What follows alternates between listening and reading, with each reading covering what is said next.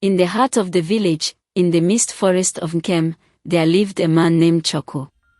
Feared by all, Choko was known as the Rainmaker. His power over the elements was unmatched, and with a mere whisper to the skies, he could summon torrential rains that would flood the lands, destroy crops, and erode the very soil beneath the villagers' feet. The people of Eda, Obina, and Ekedi trembled at the mention of his name, for Choko's wrath was relentless. Choko's origins were shrouded in mystery.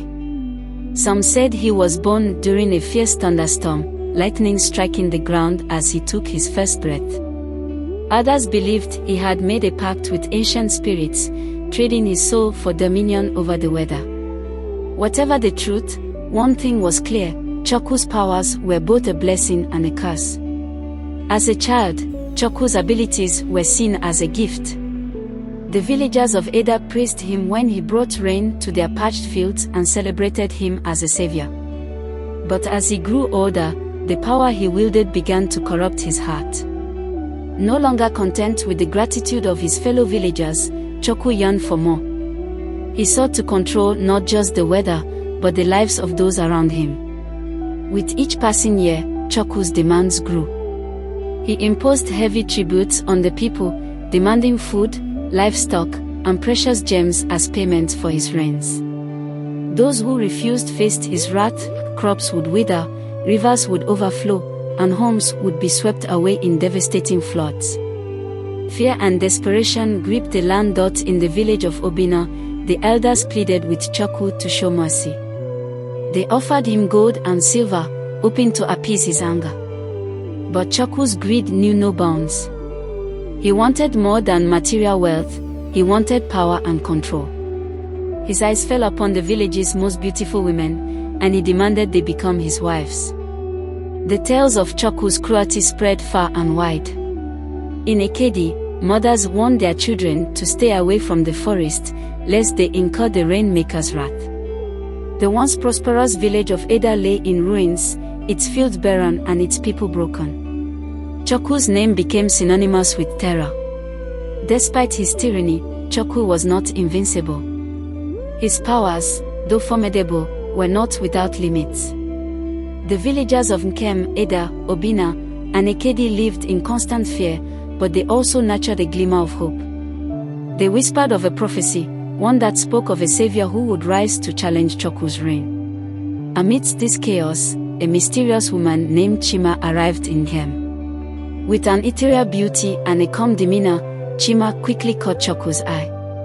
Unbeknownst to him, she was the spirit of the motherland, sent to end his tyranny.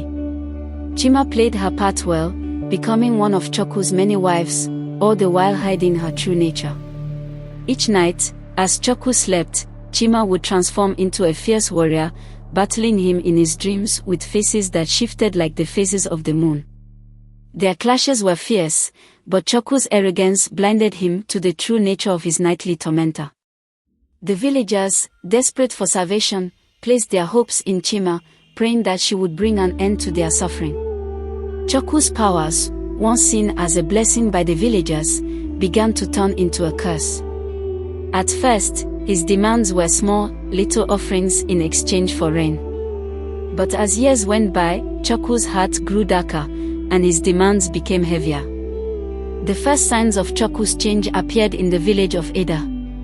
During a long drought, the villagers, desperate for water, turned to Choko. In the past, he had given them rain without asking for much in return. But now, he wanted tribute, sacks of grain, animals, and precious items handed down through generations. The villagers had no choice but to give in. Choko's greed didn't stop there. He saw his power over the weather as a way to control people's lives. The more they needed him for survival, the more he enjoyed watching them beg. In his eyes, they were nothing more than insects, scurrying at his command. In Obina, Choko's demands grew even bigger. The elders, hoping to avoid trouble, offered him gold and silver. But Choko wanted more than just wealth. He wanted complete control. He issued a rule: the most beautiful women of Obina had to become his wives. If they refused, He threatened to flood their homes and crops. The village of Ikedi faced a similar fate. Choku, drunk on power, began to see himself as a god. He demanded that temples be built in his honor, where villagers had to offer daily sacrifices. Anyone who resisted faced his wrath. Rivers would overflow, destroying fields and homes, leaving devastation behind. The villagers, afraid of his power, obeyed, their spirits broken by his endless cruelty. Choku's harem grew with each storm. He took great pleasure in showing off his power, parading his wives before the people as trophies of his conquest.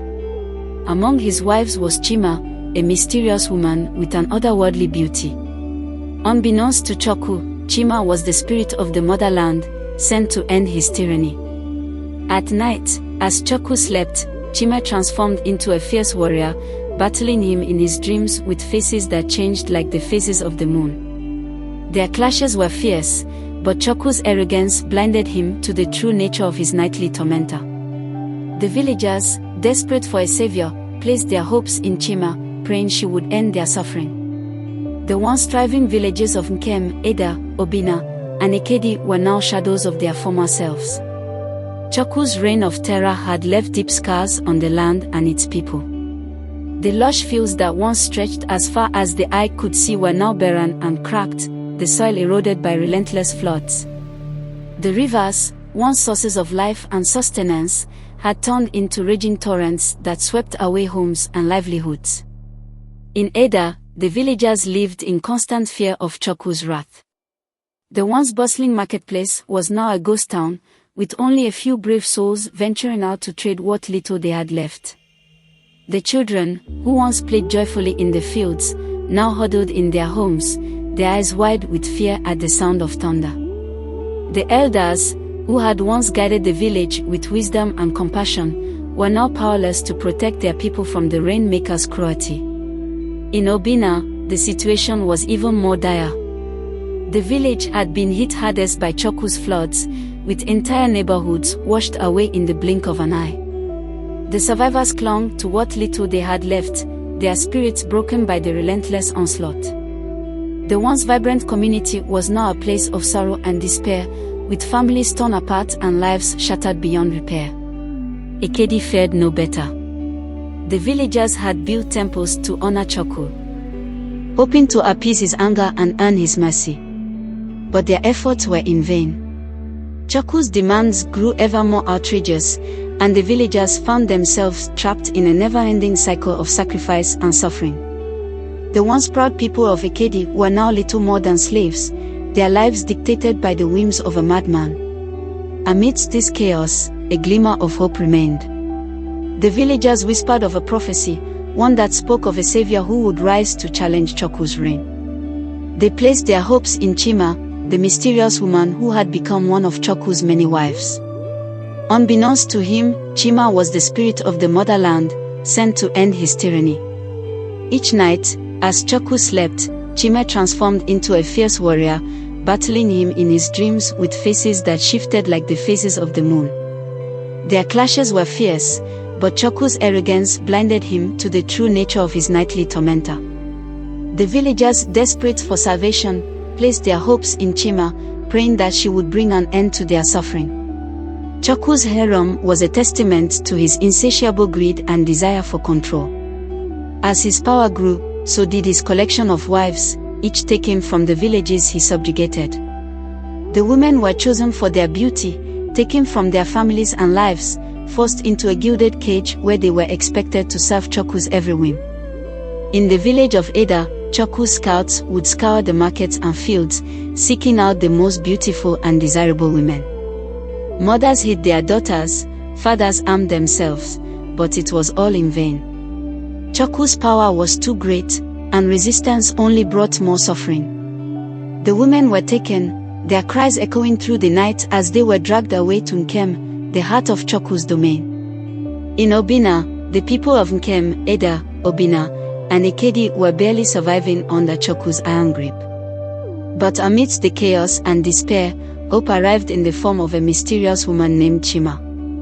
She appeared one stormy night, her beauty ethereal, her presence commanding attention. From the moment she stepped into the village of Nkem, she captured Choku's interest. Chima was unlike any woman Choku had ever encountered. Her eyes seemed to hold the secrets of the earth itself, and her demeanor was calm and composed, even in the face of Choku's fearsome power. Despite her beauty and allure, there was a strength within her that even Choku couldn't ignore. Unbeknownst to Choku, Chima was no ordinary woman. She was the spirit of the motherland, sent to end Choku's tyranny. Her mission was clear: infiltrate the Rainmaker's inner circle and bring about his downfall. She played her part well, becoming one of Choku's many wives while carefully hiding her true nature and intentions. As the days turned into weeks, Choku became increasingly captivated by Chima. Her calm demeanor and wisdom stood in stark contrast to his other wives, who lived in constant fear of his wrath. Chima's presence had a calming effect on Choku, though he couldn't understand why. Little did he know, she was slowly and subtly working against him, gaining the trust and confidence of the other wives and the villagers. Chima's plan was carefully orchestrated.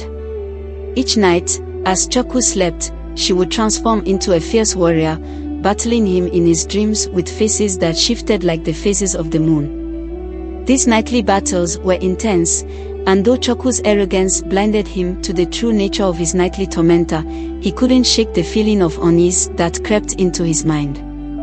The villagers, desperate for salvation, began to place their hopes in Chima. They whispered prayers to the motherland, begging for deliverance from Choku's cruel grip. Chima knew she had to act swiftly and decisively, for the villagers' suffering could not continue much longer. As Chima continued her covert mission, she uncovered more about Choku's vulnerabilities. His powers, though formidable, were not without limits. She discovered that his strength was tied to a sacred artifact hidden deep within his lair. Destroying this artifact would weaken Choku and make him mortal once more. With this knowledge, Chima's resolve strengthened. She knew the time for the final confrontation was drawing near. The villagers, though broken and battered, clung to the hope that Chima would succeed where they had failed. The prophecy of a savior who would rise to challenge Choku's reign was beginning to unfold before their eyes. But Chima's journey was fraught with danger. Each step she took brought her closer to the moment of reckoning, and she knew that one wrong move could spell disaster for herself and the villagers. The stakes were higher than ever, and the weight of their hopes rested on her shoulders. Each night, as the moon cast its silver glow over the dense forest of Nkem, Chima prepared for battle. The tranquility of the night contrasted starkly with the chaos that brewed within Choku's dreams. As he drifted into slumber, unaware of the impending clash, Chima's transformation began. Her ethereal beauty gave way to the fierce visage of a warrior, her face shifting like the phases of the moon, embodying the power of the motherland. In Choku's dreams, the landscape was ever-changing, a testament to his volatile mind. One moment, he stood in the midst of a lush forest, the next, on the edge of a raging river. It was here, in these dreamscapes, that Chima waged her war. She confronted Choku, her presence a stark contrast to the nightmares he had become accustomed to. Her strength was palpable, and her determination unwavering. Their battles were fierce, each clash echoing through the corridors of Choku's mind. Chima wielded a blade forged from the very essence of the earth, its edge glowing with an otherworldly light. She moved with a grace and precision that left Choku bewildered. Despite his formidable power, he found himself on the defensive, struggling to fend off her relentless attacks. In these nightly confrontations, Chima used more than just physical prowess. She tapped into the elemental forces that Choku had twisted for his gain, turning them against him. The wind howled in her favor, the ground trembled at her command, and the waters surged to her aid. Each strike was a reminder of the very forces Choku had sought to dominate. Choku's arrogance, however, blinded him to the true nature of his nightly tormentor. He believed these battles were mere nightmares, products of his overactive mind. He could not fathom that the mysterious woman he had taken as his wife was the source of his dread. His hubris led him to underestimate Chima, dismissing her as just another pawn in his game of power. The villagers of Eda, Obina, and Ikedi, though unaware of the specifics, sensed that something was changing. They noticed the signs: Choku's growing unease, his restless nights, and the subtle shifts in the air. Whispers of hope spread like wildfire, a quiet rebellion brewing beneath the surface. They placed their faith in Chima, believing that she was the key to their salvation. Chima's nightly battles took a toll on her as well. Though a spirit of the motherland, inhabiting a mortal form left her vulnerable. She bore the weight of the villagers' hopes and the burden of her mission. Each confrontation with Choku drained her energy, but she drew strength from the very earth she sought to protect. The knowledge that the villagers' suffering would soon end fueled her resolve. As the days turned into weeks, Chima knew the final confrontation was drawing near. She had to act before Choku's suspicion grew. The secret of the sacred artifact that bound Choku's power needed to be revealed, and its destruction was imperative. The villagers, though broken and battered, prepared themselves for the ultimate battle, placing their trust in Chima. The stage was set for a showdown that would determine the fate of the land. The forces of nature rallied behind Chima, and the spirits of the motherland whispered encouragement in her ear. With each passing night, Chima sharpened her skills, her resolve unwavering. The day of reckoning was approaching, and Choku's reign of terror was about to face its greatest challenge. The prophecy. The villagers of Nkem, Eda, Obina, and Ikedi had long lived under the shadow of Choku's tyranny. Their fields lay barren, their homes in ruins, and their spirits broken. Yet, amid the darkness, a flicker of hope persisted, a prophecy, whispered through generations, that spoke of a savior who would rise to challenge the Rainmaker. The prophecy had been handed down through the ages, its origins lost to time. It foretold the coming of a warrior, born of the earth, who would possess the strength and wisdom to overthrow the one who abused the powers of nature. This warrior would be marked by an unwavering resolve and an unbreakable bond with the land. As Chima became more entrenched in Choku's domain, the villagers began to believe that she was the embodiment of this ancient prophecy. The elders of Eda were the keepers of the prophecy's secrets. In their youth, they had been told stories of a mystical woman who would come from the heart of the forest, her arrival heralded by a great storm. As Chima's presence in Kem became known, the elders saw the signs they had long awaited. They gathered the villagers and shared the prophecy's full account, igniting a spark of resistance in their hearts. "She is here," declared Elder Icam, his voice quivering with a mix of fear and hope. "The warrior from the prophecy walks among us. We must aid her in her mission to overthrow Choku and restore balance to our land." The villagers listened in awe, their despair giving way to determination. They had endured Choku's wrath for too long, and now, with the prophecy seemingly unfolding before their eyes, they found the courage to stand up once more. They began to organize, forming secret alliances and planning acts of defiance. Chima was their beacon of hope, and they would support her in any way they could. Chima, aware of the prophecy, drew strength from the villagers' newfound resolve. She knew that the time had come to put her plan into action. The sacred artifact that bound Choku's power was hidden deep within his lair, and its destruction was key to his downfall. Chima shared her knowledge with the villagers, explaining the importance of the artifact and the need for a coordinated effort. The villagers, though fearful, rose to the challenge.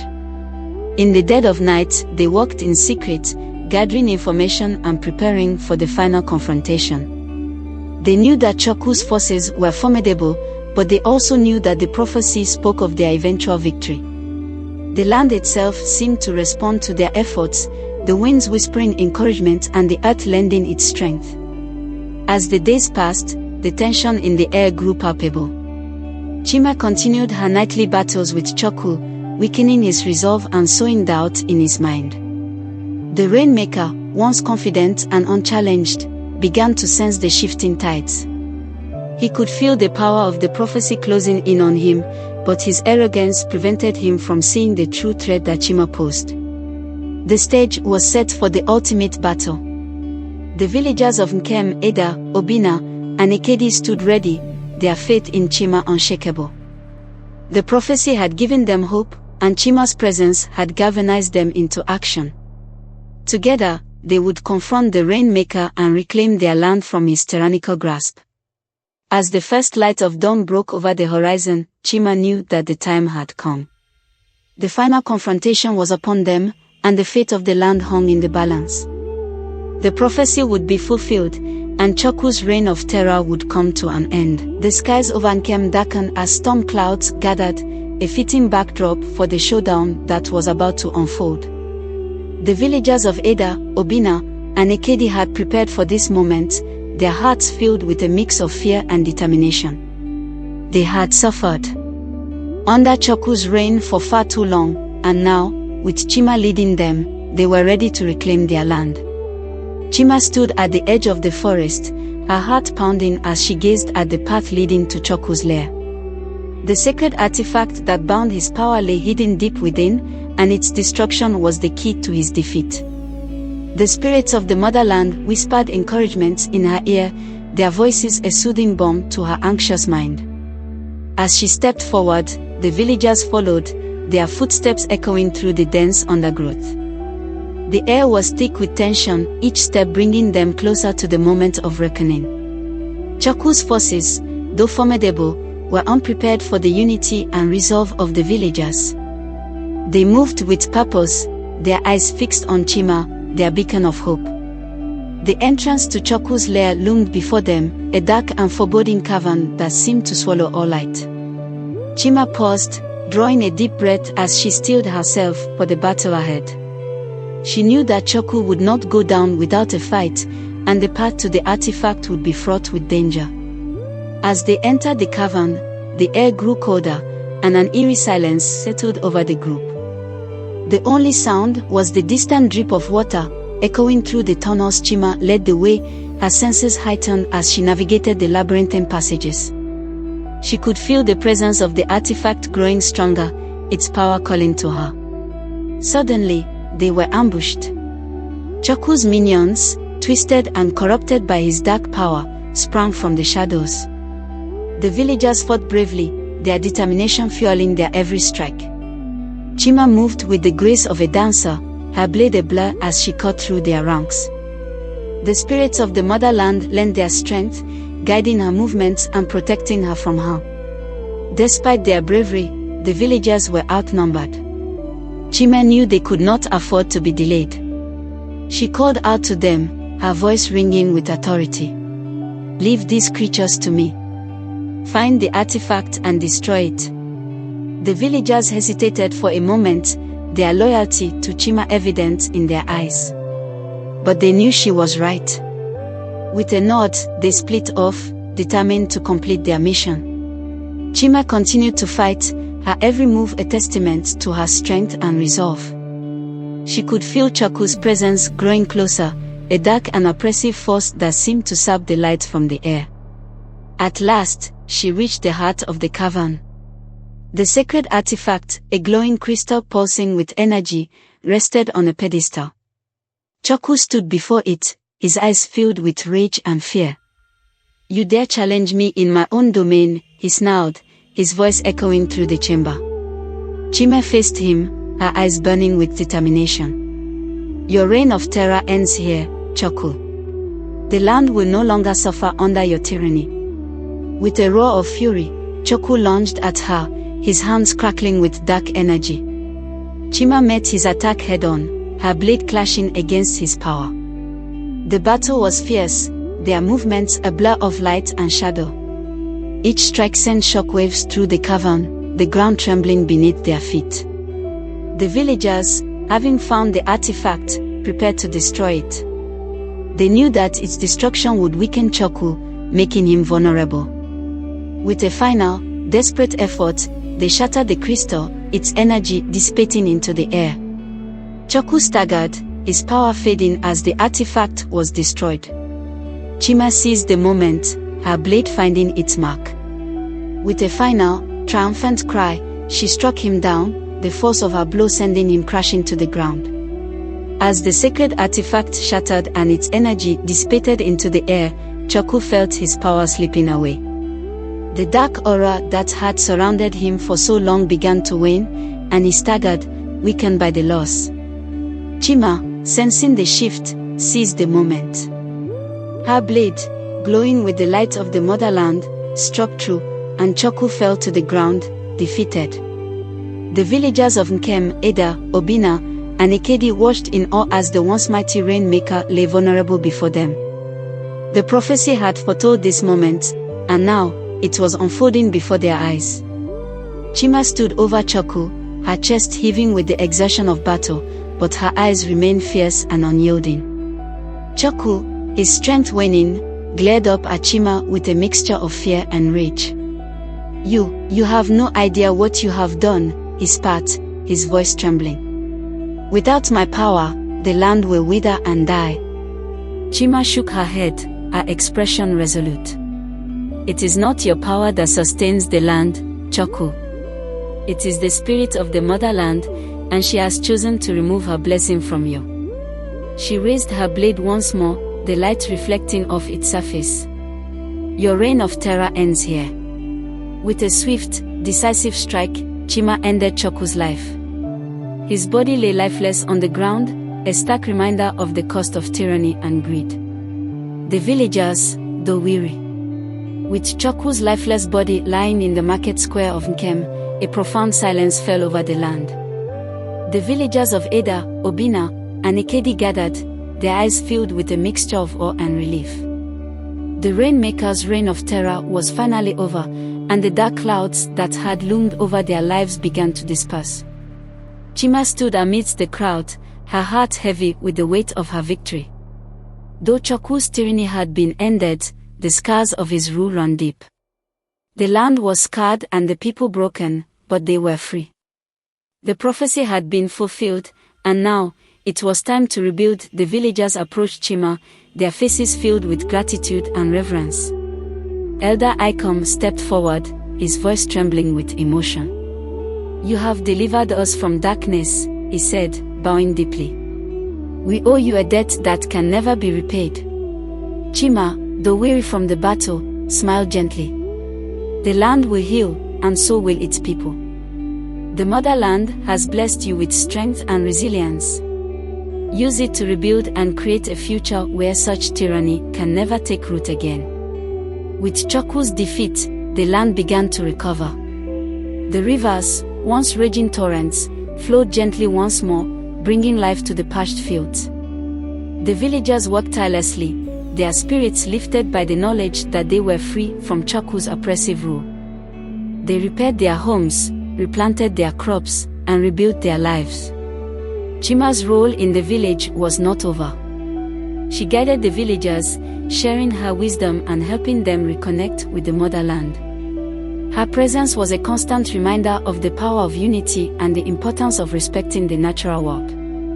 The children, once fearful, now looked up to her with admiration, eager to learn the ways of the earth.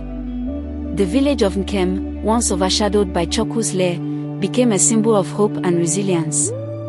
The sacred artifact, though shattered, was transformed into a monument, a reminder of the victory that had been hard-won. The villagers gathered there to honor their fallen and celebrate their freedom. In time, the story of Choku and Chima became legend. The villagers passed down the tale to their children and grandchildren, ensuring that the lessons of the past would not be forgotten. They spoke of the Rainmaker's rise and fall, of the prophecy and its fulfillment, and of the warrior spirit who had saved them all. As the seasons changed, the land flourished. The forest grew lush and green, the rivers teemed with life, and the fields yielded bountiful harvest.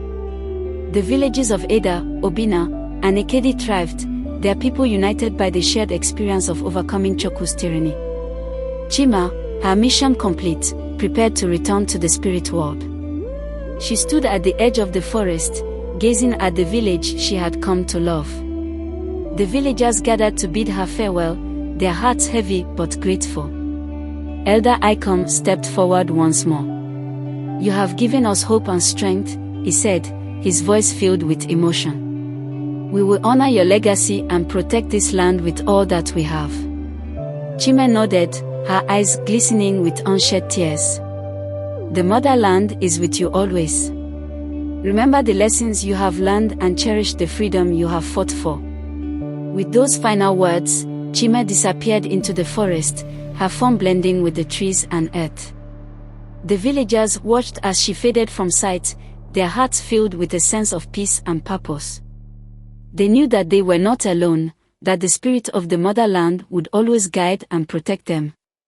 The curse of the Rainmaker had been lifted, and a new era of prosperity and harmony had begun. The villagers of Nkem, Eda, Obina, and Ekedi faced the future with hope, their hearts forever united by the trials they had endured and the triumph they had achieved.